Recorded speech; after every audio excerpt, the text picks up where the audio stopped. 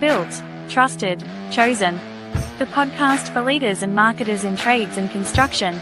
Hosted by Wes Towers from Uplift 360. Okay, g'day, Michael. It's fantastic to have you on the show today. Built, trusted, chosen. So just to set the foundation so people know who you are, and we'll unpack it as we progress, of course. Tell us who you are, what you're up to. Famous astronaut and spy. Oh, wait, no, that's not what I do. I've got a construction company. And we also have a software company where we build performance-based tools for contractors to help them build great company culture inside of their trade business. Yeah, well, I find it a really interesting blend of skill sets. Obviously, you got the construction background and understanding about the technology side of things, and sometimes it feels as though that those things are poles apart. Those skill sets are poles apart. So I'm really curious to dig into your journey, how you got to where you got to, and some of the things that you're helping people with. There's a lot of scars. We're gonna talk about a lot of blood, sweat, and tears. If you want to go down that path. Sure. Yeah, well, tell me, how did you get into what you're doing, and tell me some of those war stories. That'd be great. I bet a lot of the folks listening, I bet they have the same origin story I do, and is my dad's fault, right? And that, dad was an electrician, in the latter half of his career, and he'd been a welder for a while, worked for the government, but he was an electrician and really good at it. He's just a natural, he can build anything, he wants to sit down, build a house. So some of that just gets, you get pulled into that as a kid. And even though my career went in some different directions early on with military and then some tech stuff, I learned some technology pieces, after the military, but, I end up back in the construction world because, you have these roots in it. Yeah. And we had two different construction companies in New York City, have one and we have another. And had some success. The second one's grown a lot now and focused on, multifamily renovation work in New York City, which is, not the hardest construction in the world, but it's logistically challenging. Yeah. At scale, systems became really important to us, and the processes which we used to execute the work and the tool sets we used, it wasn't about having the right hammers and screwdrivers and levels and 2x4s. It's about the logistics tools for getting materials there on time and making sure we had the right staff scheduled and make sure our estimates were dialed in so that we when we had good job costing numbers that we could tell if we were making any money or not. The actual systematic part behind the scenes of building things that is actually the part that's a lot of us aren't that good at. You can be a pretty good plumber and not really understand what it takes to run a plumbing company. And that was our growth lesson. Yeah. Well, I suppose starting out, if it's a founder-led business, you've come up through the ranks. You started as an apprentice, if it's a plumber. Started as an apprentice, you work your way through, maybe you get into some form of leadership, and eventually you start your own company, and you don't really know how to run a business. You haven't got the infrastructure around you, or the scaffolding. I guess systems are like scaffolding to build. The foundation has two big parts. One is you physically make plumbing work, and install it and repair it. The other is, can you make a business work? And they are completely different skill sets. They have nothing to do with each other. And if nobody taught you how to do the one, you spent 15 years mastering the other, then you're surprised at the fact that, they don't know the difference between a bank balance and cash flow. And those kind of pieces are big missing parts for a lot of folks starting their own trade. Yeah, for sure. And so there's a phrase, what got you here won't get you there. I'm not sure who said that, but I like that one. Yeah, it's that thing. So what do you think the I suppose there's roadblocks and barriers that you get to as you grow from starting from scratch, from starting as one person and building out team? What are the big hurdles that you see are common threads that's growing? Maybe they're your own experiences, but what you've observed as well with the the companies that use the software. There's a journey that I think folks go on as you go from, okay, this is just going to be, now it's me and I'm by myself, or maybe I just got Mm, one or two people, but I'm still at the job.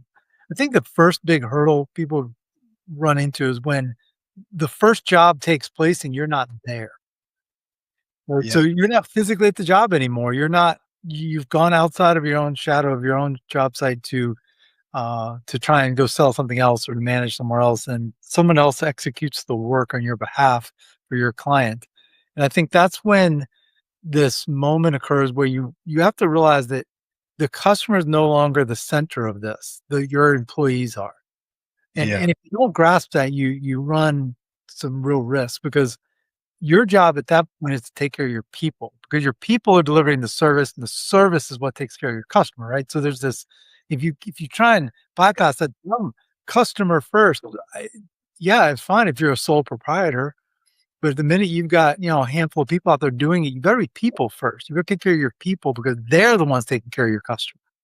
So yeah, I think we don't always grasp how important they are to the equation and out of the gate. And the other part is that I need systems that allow me to coordinate operationally when I'm not physically looking at something, whether that's ordering materials, estimating, managing my job costing, with financials, et cetera. All those things need to be systematized as you grow. The bigger you grow, the more systematic it needs to become. yeah. 100%. That's a really great way of looking at it. Your people first, and they'll take care of the customers, which Yeah. makes practical sense. I mean, um, yeah, it's people speak of mission statements and culture and all that kind of thing, but it's what really you do behind the scenes with your people. I suppose that counts the most.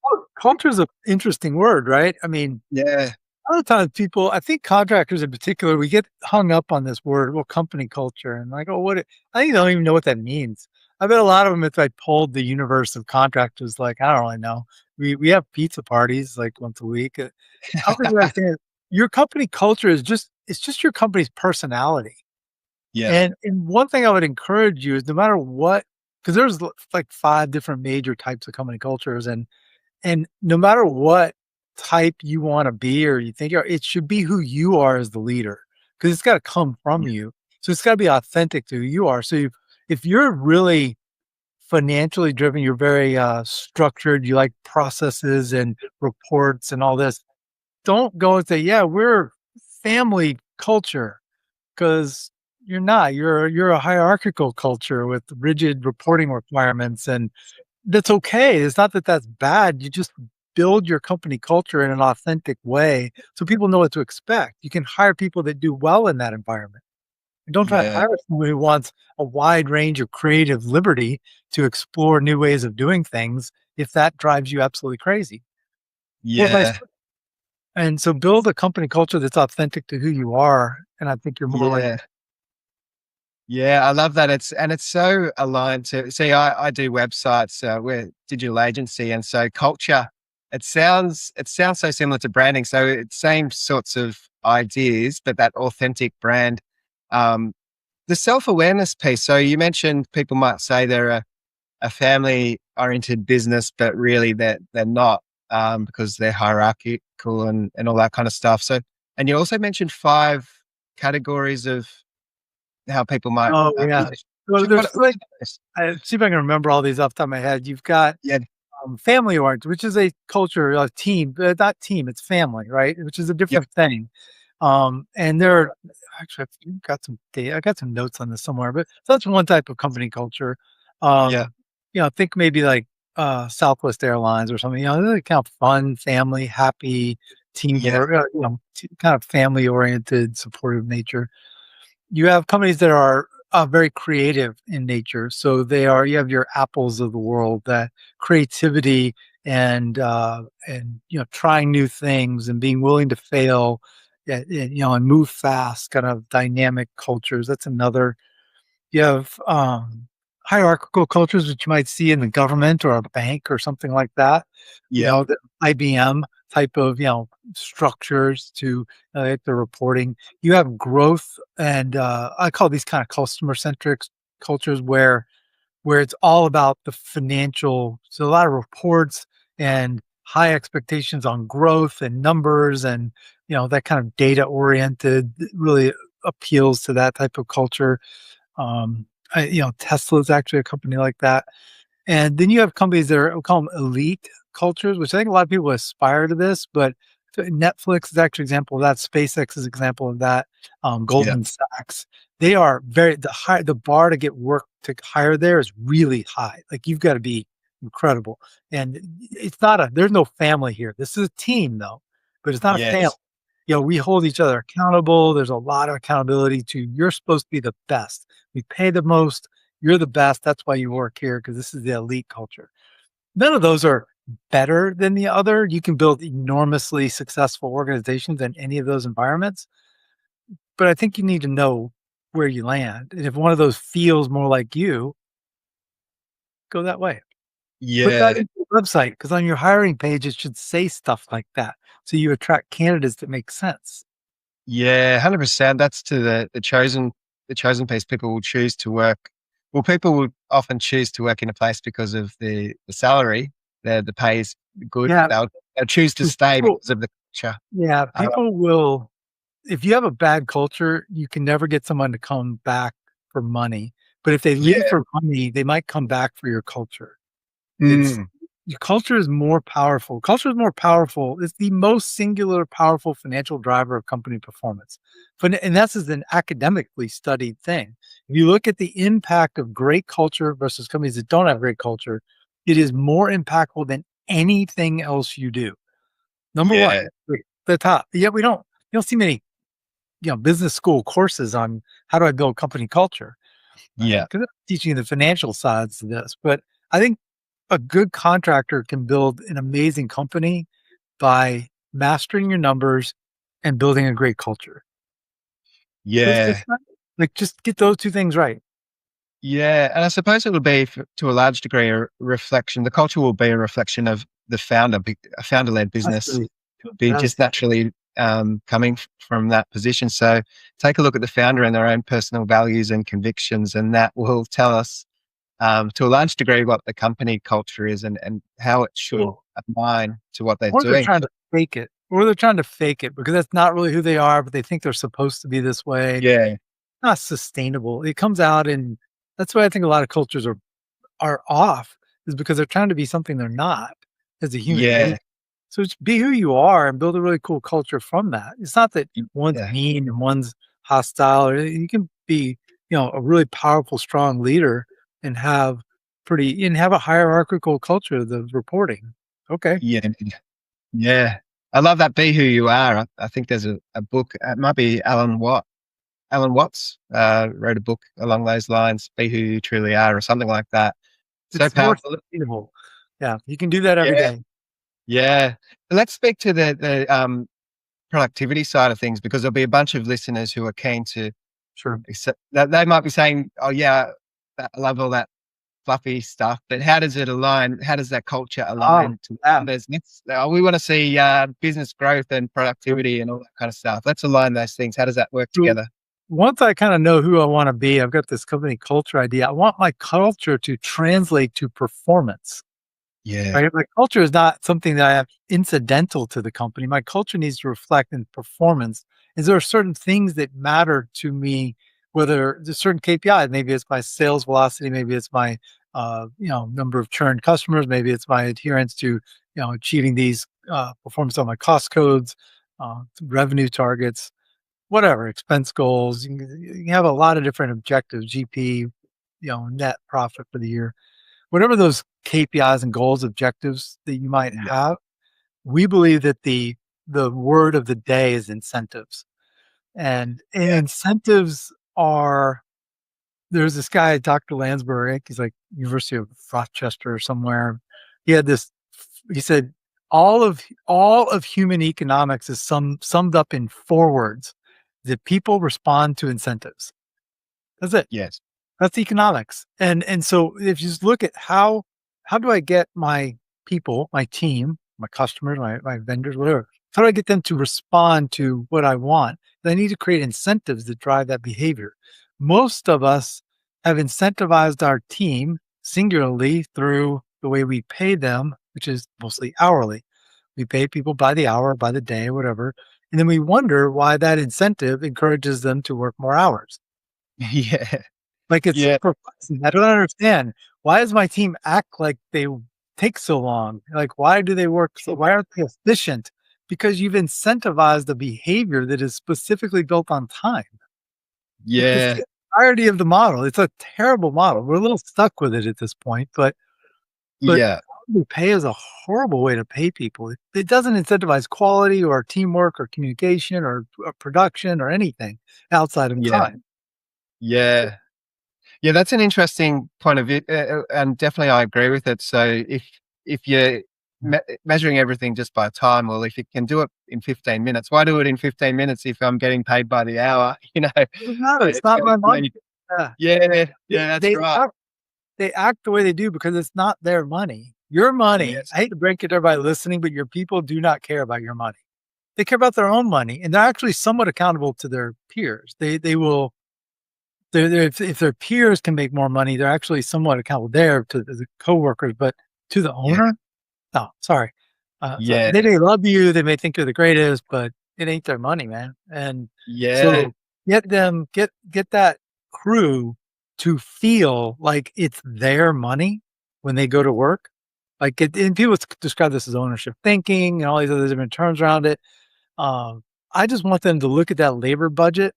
But if I've got $1 budgeted for labor, I want them to think that's their dollar.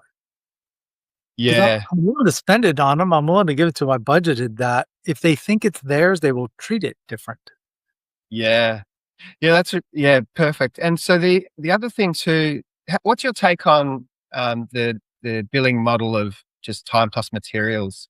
How does that work Well, with? it's that I like that when I can get it. I mean, that's a Yeah, honestly, T&M work tends to be a relationship with your client. If your client trusts you enough that they let you build T&M, then you've got a defined margin usually that goes yes, along with that. Cool, good for you. Go get all that you can get. You're never going to overperform on that, but you don't underperform, which is most of the problem set that we occur is underperformance, not overperformance. So, sure, if you can go get T&M, get your client to give you that money, absolutely, I love it. But that's a relationship with your client that's pretty stout. Envious of it. I've done some yeah, of that kind of work. I would love to have more of it. Um, yeah, that we tend to see more people. They've got a bid for a job. They told this general contractor. They told this customer they're going to do the work and they're going to charge $1 for it. And if you can spend less than $1 doing it, you just increased your GP, your net. If you spend yeah, more than $1, now you're making less. you know, and we have a lot of folks listening that see way too much of the latter and not enough of the former. yeah. And to get back to the system side of things, because to understand if you're making $1 or losing $1, you need to measure these things. And Yeah. sometimes as a small business, you can kind of track things as the founder because you know what's going on and you know what every individual's doing. Pretty Then if you've small. got Yeah. yeah, but to as you scale out, you've got to measure those numbers. What are some of the key numbers? How do your software does some of this stuff? Does it or what Well, what yeah, is the it? software we built was designed as to manage the incentive programs for the teams. Yeah, So that was tell me our about that. our Yeah, part. This is something, it goes back about 8, 9 years ago. We were doing what we still do is this kind of multifamily renovation, right? So we're putting in new kitchens and bathrooms into apartment buildings in New York. And usually at scale, right? We'll be doing 50 of the same apartment over and over again, just renovating all these apartments. And on a particular project, we had some cabinetry going in that was taking we had like 10 hours of labor budgeted for installing it, some mm, kind of basic kitchen cabinets. And the problem with that wasn't the 10 hours, it wasn't the $400 in labor, it was the fact that it was bleeding into the second day, right? right. So Bob goes there to work and he takes the whole 10 hours, so he's 8 hours one day and 2 hours the next. And that's throwing off my schedule, right? So I really, really, really want Bob done in one day. Bob, can you just get there in the morning, be done at the end of the day? And we had made this deal. Technically, the guy's name was Frank, this first one. And it was like, can you just finish in one day and I'll give you the whole $400? turns out he can do it in about 6.5 hours, and Yeah. it's like, you just had to want to, and it's like, wow, maybe we're bad managers. I don't know. But what we learned is that that level of production only comes from inside them. You can't manage it from the outside to that level. You can't stand over and watch them enough. Like, they've got to want to do it. And then they can. We know Yeah. they have gear. All of your crews are capable of doing more if they want to. How do you get them to Yeah. want? And so what we started doing is we grew a lot, and 130 or so people in the field now, and carrying a lot of different trades. And we just built incentives for all of the tasks that we were doing, the carpentry and the painting and the flooring and the tile and the cleaning and all these different, pieces of the demo, etc. All these parts that we were doing in our trade, we just built incentives around the labor budgets. If they could beat Yeah. the labor budgets and the jobs are done right, where we always link back to quality, then I was happy to share that savings with the guys. I was planning on spending that in the first place, which is Yeah. I just like that as a foundation because it's very sustainable. If it's savings mean money, so my gross was better on the project, then great. I'm happy to. That's the easiest money I'll ever spend. So Yeah. started doing that, but as we grew, we needed systems to manage it. Excel kind of failed at a certain point; it was just too much. So we built Yes. software around it that we call Protive, and that's what we spun off about 3 years ago into its own software company that just manages performance-based compensation models for contractors. Yeah, I love that. I love the idea. And the other thing too, when you have a performance-based model like this, there's Parkinson's law, I believe, and it's something along the lines of task will either expand or contract according to the time in which you're assigned to it. So if you say something's going to take 8 hours, it'll take 8 hours. Curiously enough, but if you give yourself, a couple of hours, chances are you'll probably get it done in a couple of hours. I Now there's I flexibility. find that I can move that needle by giving them the dollar amount and telling them, Yeah. "This is how much money you have. You wanna get it done in 10 minutes? You wanna get it done in an hour?" Because Yes. it's knock yourself out, man, but it's your money now. Now, what we do in the States, we've got a lot of rules around minimum wage and things like that. You guys have similar. Yeah. So we still manage a floor for the guys, right? So they have a minimum. They make their base wage doesn't go any lower than X, and that's fine. But if they overperform, they have a chance to earn more, and that's really Yeah. what gets them to it gets them to bring their brain. Turns out you get a free brain with every employee. They it's like a gift with purchase, and Yeah. they show up and they bring their back to work every day to dig this ditch or to run this conduit or put the shingles on this roof. But the truth is, they have a brain too. Some are better than others, but they all have one. And if you can get them to use it, they will perform better. Yeah. Well, it's going to attract A grade players as well into your team because those people that are efficient and effective and get work done and motivated to get work done will be drawn to these types of incentive models. Whereas those that just want to plod along and, work 100%. work a basic job. So you're going to attract and keep, if you're paid under an incentive model and you're doing really great, you've got the baseline of the compliance is taken care of, but in terms of the minimum and so on, but then above and beyond, you're getting so much more. You can't leave the company. There's no one else doing it. Quite, No, you never. it is really impactful to hiring, to recruiting, retention of folks. Yeah. We actually lead with it a lot of times in recruiting because Bob will come in. He's like, "You're hiring a carpenter." He's like, "I'm the greatest carpenter in the world. I get $40 an hour. You can pay me more." I'm like, "Well, our carpenters make 35 as a base, but our carpenters actually usually average about 52 because they're great at what they do. And Yeah. if you're good as you say you are, you're going to make a lot of money here." The people who lean in on that are the ones you want. If they're afraid of that model, then there's a reason they're afraid of it. They want to come in and hide. They want to come in and do the minimum. But the people who are like, "Wait a second, you're going to tell me you just pay me more automatically. The more efficient I am, the better work I do." Okay, Yeah. what's the catch? Like there's no catch. It's automatic. Shows up on your paycheck. Yeah. And It's what a about I suppose rework would become a whole lot less of an issue because if someone stuffs up and doesn't read the plan I correctly. have this guy on camera, a carpenter on camera. He actually said the quiet part out loud. We were interviewing people talk about this. This is years ago, and he said, "Well, my approach to quality changed when I went on this propay thing because it cost me too much money to go back." I'm like, Yeah. welcome to our world. Like welcome to this side of the table, my friend, because that's our universe. That's how we operate as contractors. If I have to go back and fix something, I'm probably breaking even on the job. If I go back twice, I probably lost money. Like this is a fragile margin under which we operate. And I really want them to own that. So yeah, if you go back, that's eating into your bonuses. So get it right the first time. This isn't about working faster. You don't work fast. You don't wire something faster. You don't, put in your shingles faster. You just work more efficiently. You prepare your truck ahead of time with the right materials on it. You communicate well with your team. You set the job up well. You keep your job site organized. You can find things, but you just become more efficient and you Yeah. communicate better. It's a teamwork thing. That's where the savings come from. It's Yeah. organizational, operational efficiency. And the trick is they'll pull it in. The cool thing as an owner, you can go to the job site now and talk about that stuff and they understand why it matters to them. Like, hey, if you guys maybe try doing this first and then do that part and see if that's a Yeah. little more efficient. They'll be like, oh, we make more money.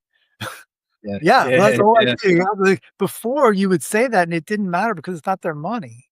Now Yeah. you talk about things that this is what it takes to be great at your trade. When I when I Mm. when I train you on a process or I invest in helping you to get better at something or encourage you, hey, watch this video. This guy's got a good technique for this. Awesome. Now that's how you make more money. Let's go. Yeah. It's an interesting thing, and I've got there's a guy I know. I won't say who he is because it might incriminate him, but he works in a shipping company. He unloads ships and so on. He's a team leader, and they're wired to work slower, so they tip into the overtime Of course. pay cycle. So they're calculating how slow do I need to work in order to get to the overtime. So the whole team, my whole team as a team leader, gets that higher paid bracket, which is a crazy way to think about. That's what employees might be thinking about So if they're not here's wired to an do things equation. different. There's a Yeah, great equation, some math here. So what you need to calculate is that shipping company is how much does it cost me? How much do I plan for it to cost me to unload this container, for example? yeah, Let's say I think it's going to cost me $1. Well, so I've got $1 in that. If I just tell the team, look, I'm going to give you the dollar. If you get it done in half the time, you still get the whole dollar.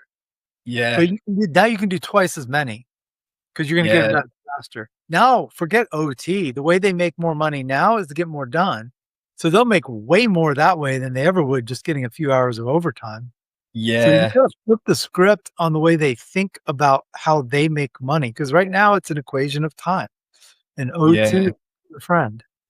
yeah. And so, yeah, flipping that way of thinking, they're almost thinking like the boss. They're thinking like a self-employed person Yeah, about. people describe this as ownership thinking was an old school kind of term for this, and I still Yeah, very applicable.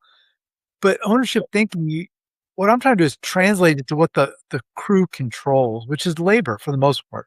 Sometimes material yeah, pieces, but the big part, and that's where we most of us struggle, is adherence to our labor goals, our labor budgets.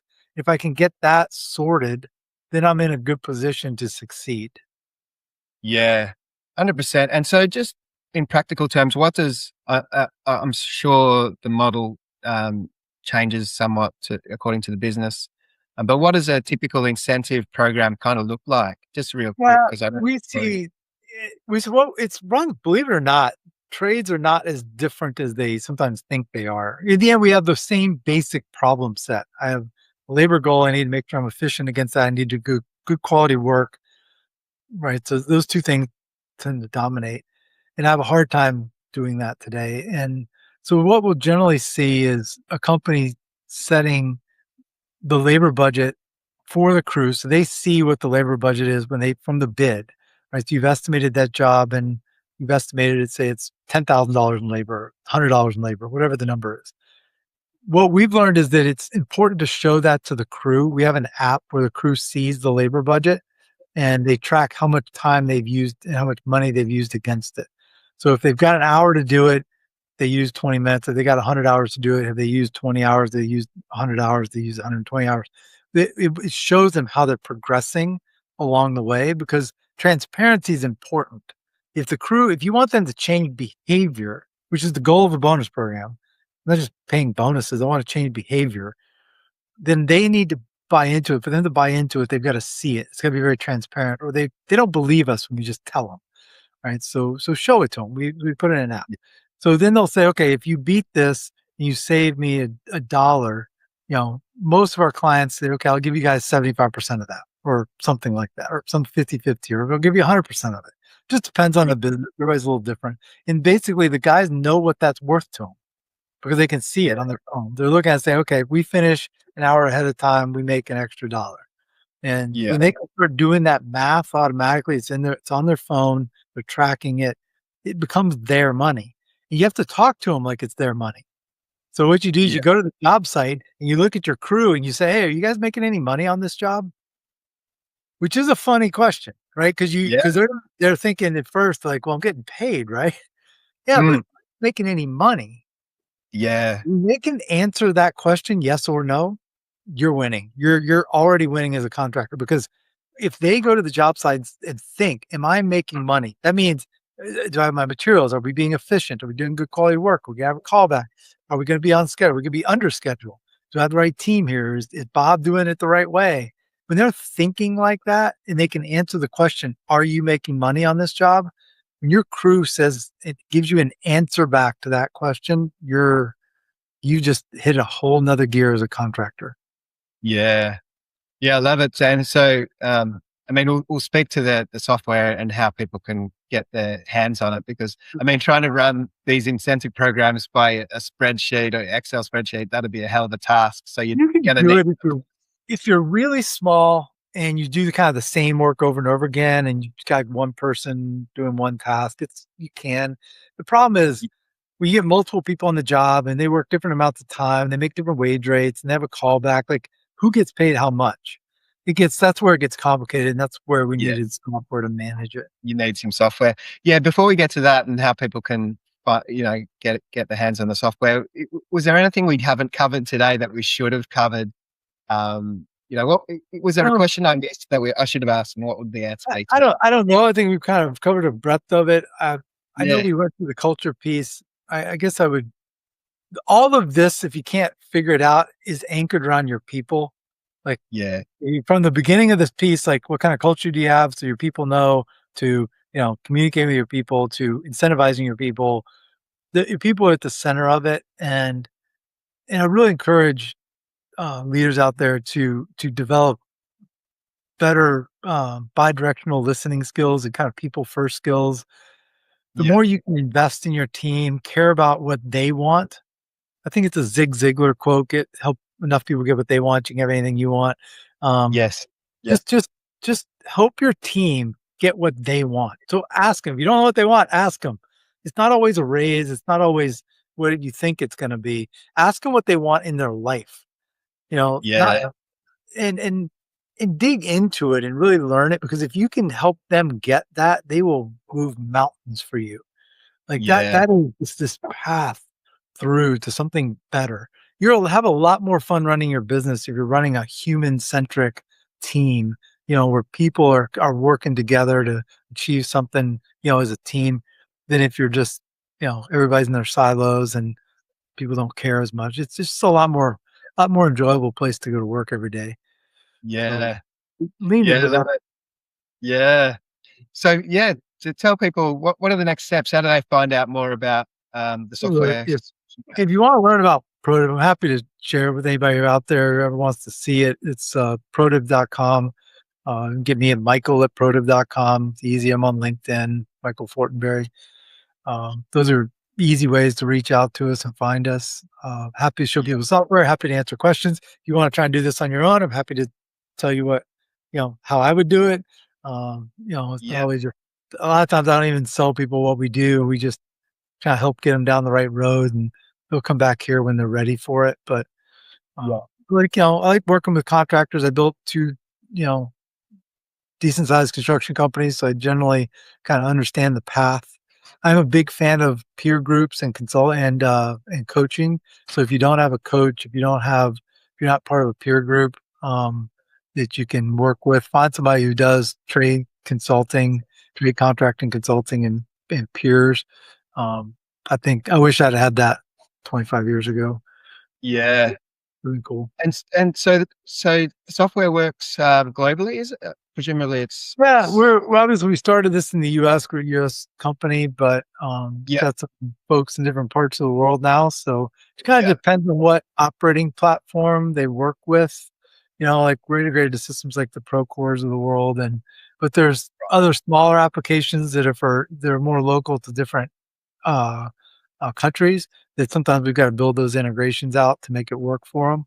right, We integrate our system into their current operations.